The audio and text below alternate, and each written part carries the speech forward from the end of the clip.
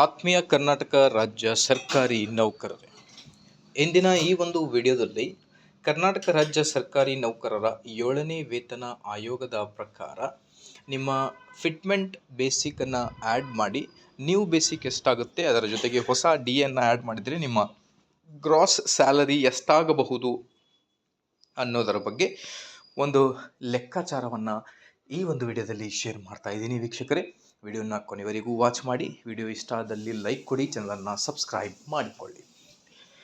ವೀಕ್ಷಕರೇ, 1/7/2022 ಪ್ರಕಾರ ಒಬ್ಬ ಸರ್ಕಾರಿ ನೌಕರರ ಮೂಲ ವೇತನ 24,700 ರೂಪಾಯಿ ಆಗಿರುತ್ತೆ.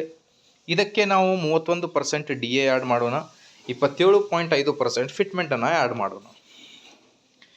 ಟೋಟಲ್ ಆಗಿ ನಮ್ಮ ಹೊಸ ಬೇಸಿಕ್ ಬಂದುಬಿಟ್ಟು 39,149 ರೂಪಾಯಿ ಆಗುತ್ತೆ. ಇದಕ್ಕೆ 2024 ಆಗಸ್ಟ್ 1ರಿಂದ 8.5% ತುಟ್ಟಿ ಭತ್ಯೆಯನ್ನು ಆ್ಯಡ್ ಮಾಡಿದರೆ 3,327, ಟೋಟಲ್ ಆಗಿ 42,476 ರೂಪಾಯಿ ಆಗಿಬಿಡುತ್ತೆ.